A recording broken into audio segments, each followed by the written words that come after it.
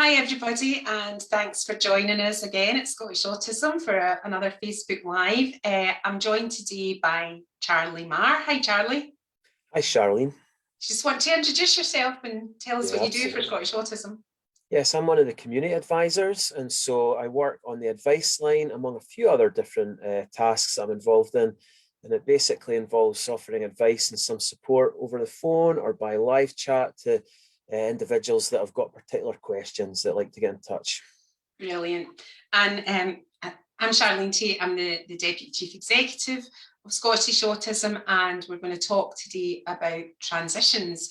A really big topic, a really complicated topic, and we're hopefully going to cover not just those big life transitions that we all recognise and understand and that we know can be particularly challenging for autistic people, but also those maybe more micro transitions that people sometimes find difficult, shifting tasks, moving from one thing to another. We've got some pre-submitted questions. We'll try and get through them as much as possible. But please, if you're watching, feel free to post a comment or a question in the feed, and I'll try and pick it up. But we're going to start with two things. One is I'm going to get the feed up on my phone, which will probably make a noise because after all the times of doing this, I still get it wrong, but forgive me for that. And I'm just going to hand over to Charlie, who's going to just talk to us a wee bit about some of the principles of good transition. So over to you, Charlie. Yeah, thanks, Charlene. I think that it's an important point that was made about the micro transitions and the big transitions. We can, transition really represents change. And with that in mind, there are some principles that we can focus on that will help with that. And so effectively, what we're really looking to do is to make sure that any work that we do around transitions relates on it being person-centered. So the individual who is part of that process really has to be at the center. In other words, the little rhyme of no decision about me without me is really important there. It's really important that there's good coordination between everybody that's involved in supporting a transition. So, for you as an individual, or if you're a supporter or a helper in any way, getting everybody involved in that process is important. Also, starting early is really vital, so it's about making sure that there's enough time in the process to get things bedded in, and also that support is given to individuals or received by individuals that are undergoing transition. And that can sometimes be support for families and carers as well of an autistic individual. And the final point I would like to flag up is just making sure that there's access to suitable information about a transition or what that event might be. And those guiding principles ultimately can help us when we think about what it is that we need to do in order to enable an effective transition. So they're kind of some key areas that can be thought on. So that's great. Those are some of the key areas, and we'll flesh some of that out as we deal with the questions. I just want to say that the feed's filling up, and a particularly warm welcome to Artem, who is watching us from the Philippines. So hope you've got the slightly warmer weather than we have. Everyone's very welcome, but a special mention for friends in the Philippines. So as I said, we had some pre-submitted questions, and the first one feels like a very specific situation, and obviously all transitions are very, very personalised and individualised, as you mentioned, but let's try and apply some of those principles to this question that says, my daughter's likely to be going to a residential school, she's very attached to me and it's going to be traumatic. How can I lessen that trauma? She hasn't been in school for 3 years, and of course there's loads to unpick there with why people are out of school, but let's try and focus on some of the transitions there, issues there. Charlie, how would you respond to that person? I think that the first thing I would say is the acknowledgement is that it is going to be a difficult transition.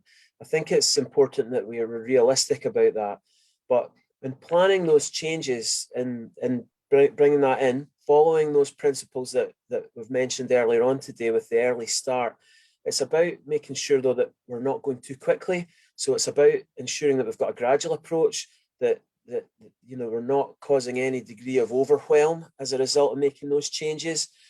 But really, that principle that relates to working out who a safe person or a key person or people that are in the team that can offer the support is really important. So getting them involved as early as possible to enable there to be really clear information about what that change might look like and what steps might be taken is really critical when it comes to that one. So I would say that these are some key points there, Charlene. I think there's a lot there as well about expectation. It is a lot to expect someone who's not, for whatever reason, been in a school environment for 3 years to then move into a residential school environment, which is a different thing again. And so I think that expectation that it's going to be difficult, knowing that it is going to be traumatic, that in a bizarre way gives us a bit of a head start. We can lower the expectations and go at a pace that suits that individual. I think it's as well important for this parent to acknowledge their own feelings in that process and their own trauma, and because having a child out of school for 3 years is a trauma and it's a real stress. So seeking holistic support for the family, I think, is really, really important. And that's something we can maybe help with through our advice line. Yeah, I mean, that's a great suggestion. And I really concur that everybody needs support in that type of situation. The advice line is an opportunity to talk or go by the phone or utilize the live chat function. There's also a web form as well that individuals can submit. And that gives people the opportunity to reflect and talk with those that have got practice experience in working with autistic individuals and just have a good understanding and acknowledgement there. And so I would definitely recommend that if anyone has any specifics that they want to talk through, it can really be a sense of relief and a great opportunity just to reflect, take some time and consider what some next steps and maybe additional supports that are out there that might not be fully in view, what they might be. And the team are fantastic. They're a very thoughtful and able bunch when it comes to offering that advice and support as well. Yeah, I completely agree. A great team doing great work, and if they don't have the answer, they can often signpost to someone who can help. So great. So that's a pretty tricky one. That there's a that could take us the whole half hour if we knew more of the circumstances. But let's move on to another, I think, quite common and really difficult kind of transition. Parents who are separated and the child is finding it difficult to transition between two homes. I'll let you start again. I've got some thoughts on this, and let's start with your thoughts, Charlie, on what could be helpful for that kind of situation. Yeah, absolutely. And so it's not an uncommon situation for people to go through as a big life event. And as a result, the impact, if you're considering support for a child, really, there's a number of things to think about with that one. One of the first questions, really, or a double question, would be who and how are we going to make decisions? And so it's important that there's some clarity with regards to how things are going to be considered. So you could break it into areas like healthcare or money, education, plans for change generally, holidays. And so there is some real consideration with that one. And some practical components that relate to that can relate to the calendaring and the routine of that. So routine can be a really valuable consideration in that context, but also having a calendar can be really good. Also a calendar that is maybe the same calendar in both locations in order that the child is able to see and understand what is expected to happen on any given day. And if there are changes that have to be made, and let's face it, life isn't always, it's not possible to keep things certain all the time, but it's about trying to work to talk through some of the events, some of the different difficulties that might be coming up in terms of some calendared events as early as possible. But if there's a consistent approach to that one, it can be really, really valuable. And also, just enabling there to be some time to attend to a child or young person to really try and just elicit where they're at and sharing and talking about what's going on for them. That needs to be a regular occurrence to enable there to be some consideration. And I know that the Scottish Government put out a really good parenting guide for parents to consider making perhaps somewhat of a tangible plan with some really key points in there. That's an excellent resource that perhaps it's worth flagging up as well. Great, and we can maybe can maybe organise that to go up on our website, or if people want to if we can manage to get it up on the links, that could be helpful. I think as well that moving between spaces, whether it's two homes or room to room for some autistic individuals, can be a really challenging thing, and I think it's one of those things that needs to be really, really personalised, and it really much depends on what the issue is. For some people, excuse me, using a transition object that goes between the two places can be really helpful. These days, that could be an Xbox, it could be, you know, just the rucksack that you always take, or it could be something, you know, that's got particular meaning for that individual. I've worked with people before who've got little books or little objects or little things they like to keep as a sort of a bit of a safety net, something that anchors them. So the idea of using a transition object that goes between the two can be helpful for some people, but for some individuals, they actually need the two contexts to be very different. They don't like that sort of, for want of a better word, cross-contamination with the two environments. So in some ways, you know, the environments being significantly different can be helpful, but absolutely your point about the consistency and, you know, that thing about knowing who does what, where decisions are made, how decisions are taken. And of course, the other thing really depends hugely on the age of the child. Yeah. Because some children are not able to enter into that dialogue because they're very young children. So that's true. And also a consideration relates to siblings as well, you know, and to help them to prepare and understand just what's going on and what some of the elements that may be a little more challenging might be, so that they can be supported and be able in turn to offer support to a sibling that might need a little bit of help along the way.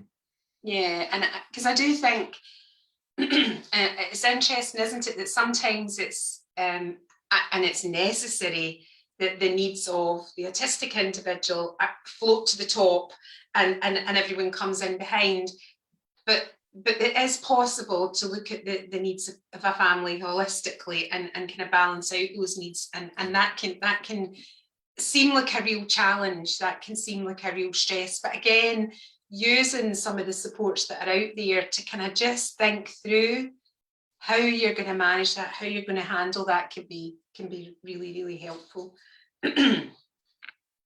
We've got two ones that are kind of related. One is about the transition to secondary school, and one is about the transition out of school. So let's talk about transition to secondary school. That's a patchy one. Being realistic, the experiences that we hear of and the things that happen are patchy. Let's start by thinking through those principles and how they might apply to that transition to secondary school, Charlie.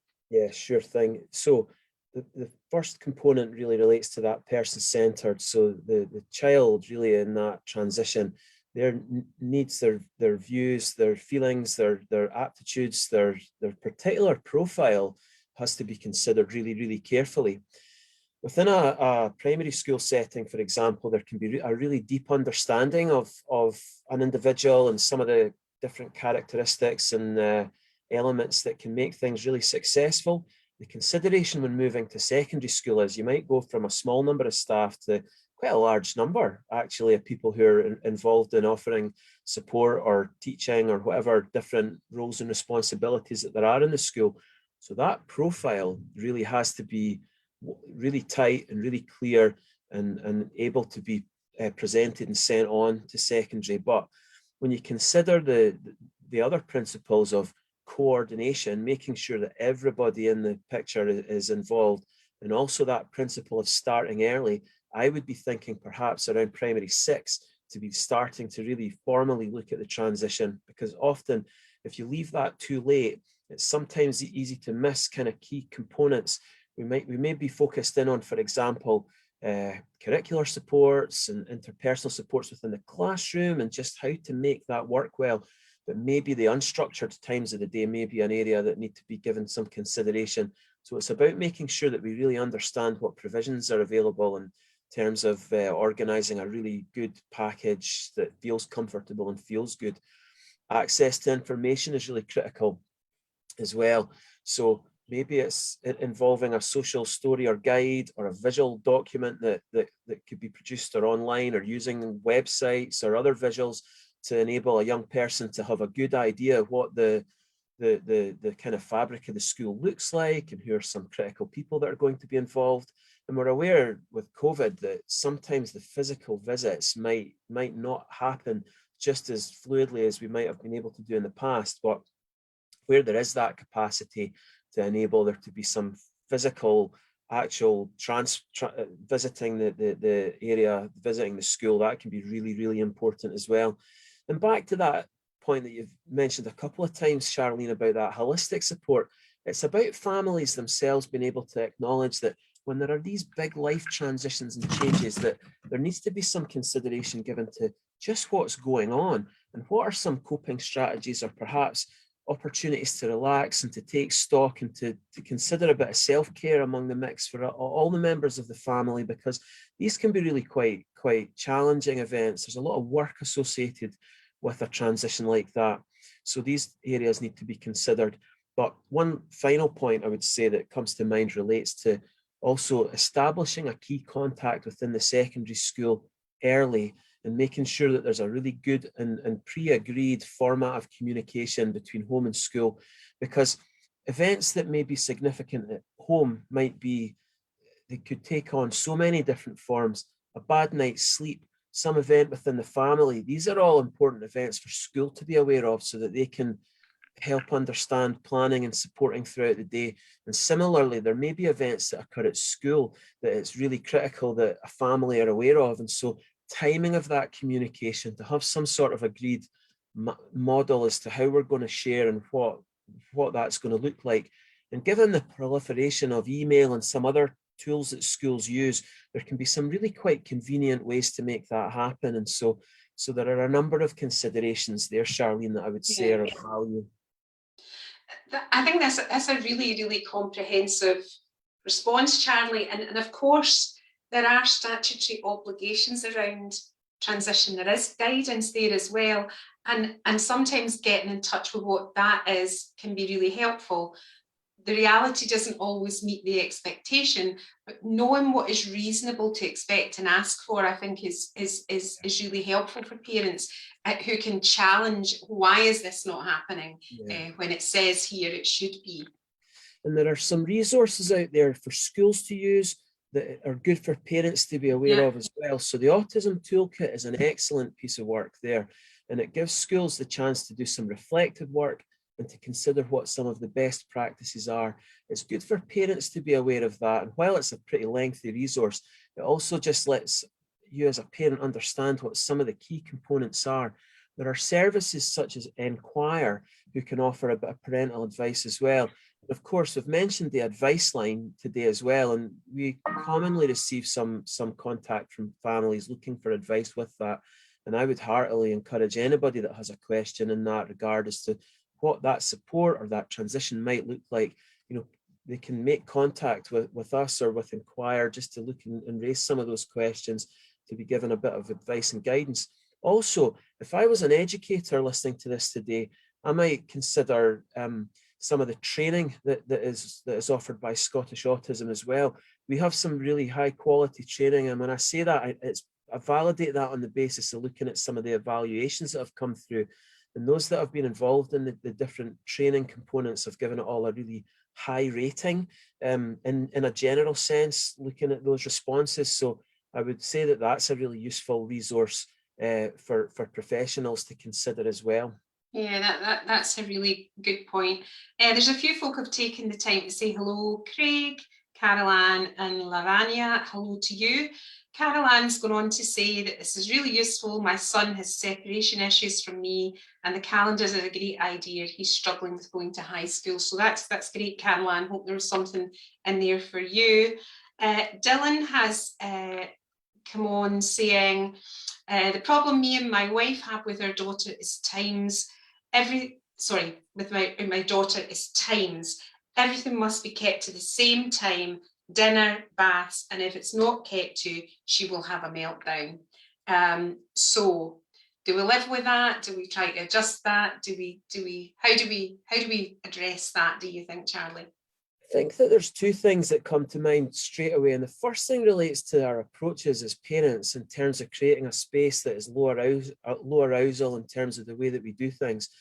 It's difficult, when we're presented with our child who's struggling and in distress. And so there's the capacity there for us to feel quite tense in those situations. And that's a natural thing. But as we're working on that, it's important to remember that if we can hold on to the routines that we've got and we can work on that element of preparation, that's a really important thing. And also when we consider that when we see that kind of distressed response, that we're careful to look at trying to maybe tackle and consider what the best approaches are, maybe not in that moment when the adrenaline levels are high, that what we might need to do is to create a safe space, to use a settled approach in order to allow there to be a return to a more settled presentation effectively. And then afterwards be able, when we're back down to a smooth place, to be able to talk about what's happened and maybe look at some approaches that we might look to do differently. And also where we can, and again, acknowledging that the profile of each individual child is different, how they might respond to discussion or verbal about that, or verbal communication about that might be different.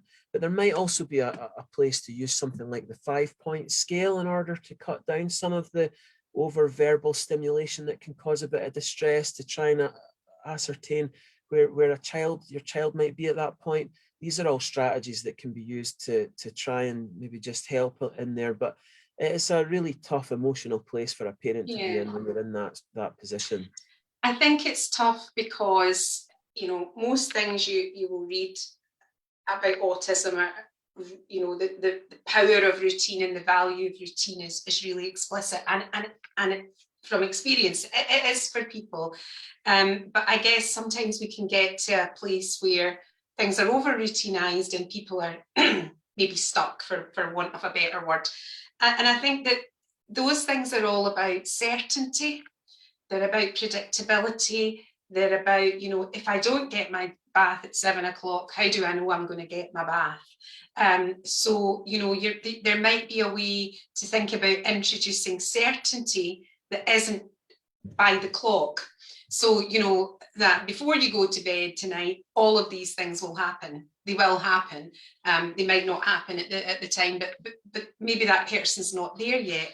But I guess the principle is it the time or is it the certainty? Is it knowing, is it the predictability and knowing that needs to happen? So maybe it's unpicking some of that a little bit. And also, I think in situations where people seem stuck with they will do or they won't do or they must do, a lot of that I think can be helped by giving the control over to them. So by identifying things that they definitely think they can do, things that they definitely think they can't do and putting them to the side, and things that they might be willing to try. And that negotiation can be really, really helpful. So I think for that, Dylan, it's about unpicking, is it the time or is it the certainty? Is it the predictability that's the issue there? And you will know that, we don't know that, but maybe just thinking a little bit differently about that situation might help you unpick. And again, you can follow up with us if you want to talk it through. So the next transition that came up was into employment in a way. It was about the anxiety that someone is feeling going back into employment after a long time. This is someone who's supporting, I guess, what you call the grown-up child, their adult child, and they're returning to employment. And I guess this goes along with the transition out of school as well, and they're facing lots of anxiety around that. So what can we think about that might help reduce that anxiety around I guess a return to anything, but a return to work after a long period of absence, Charlie? I think it's a good point about the return to anything, because we have young adults effectively, or older adults, that are in that place post-lockdown or post school, for example, it's important that we're able to consider that. And it's about being able to understand what the processes are, and again, who some of the key individuals are, whether it's employment, whether it's further or higher education, and to be able to work on some maybe concrete things. So, for example, we can be really successful in getting people who are leaving school off and into college places without perhaps thinking about travel plans. It's about looking at things in a holistic way, where we're considering all the different appendages to getting to work, getting to university, getting to college, or going to the volunteering context that we're in. It's looking at considering what really works well for an individual as well. So it's back to that person-centered approach. Are there support organizations? Is there someone within the organization that can offer some support? Is there someone who needs to know and understand about an individual's profile? You know, could it be a line manager? Would it be an advisor of studies at university? Is it a key contact in a college, for example? Or is it that we need to consider bringing in some additional organizations that might be able to offer some support? So is it engaging with someone to give some support? So for example, I might give Affinity, the Affinity program that's facilitated by Scottish Autism and our excellent partners at Autism as well. They offer a degree of, I suppose it's a coaching model that they're looking to support individuals with. And so individuals over the age of 18 or parents of those under the age of 18 can have access to that in order to work towards a particular goal. You know, we have organisations like Skills Development Scotland, like Lead Scotland or Fair Start, that can be used on a very practical level to look at building specific plans in place to help someone get access to that gear change, which might be going from a place of where we are now to into work and such like. But again, considering those wider contexts, those key points, keep it focused on the person, coordinating that planning with everybody that's involved, starting early so that we're not starting work a week on Monday and we're maybe going to, at the end of the week, have that meeting with work to talk about what some of the access arrangements are, identifying what the key information is. And again, for some individuals, it's about getting access in advance to a place of employment or to a college or a university to physically go and see what the physical layout of the building is. Where is a space that I can go to if I'm feeling a bit stressed? Is there a good option for me to go to some physical environment that's going to let me unwind and settle in such a way that I feel better? And it's also looking again at the point you raised earlier, Charlene, about that holistic approach, is making sure that we're covering and looking at support for all of those that are involved in the transition too. So there are a few points in there.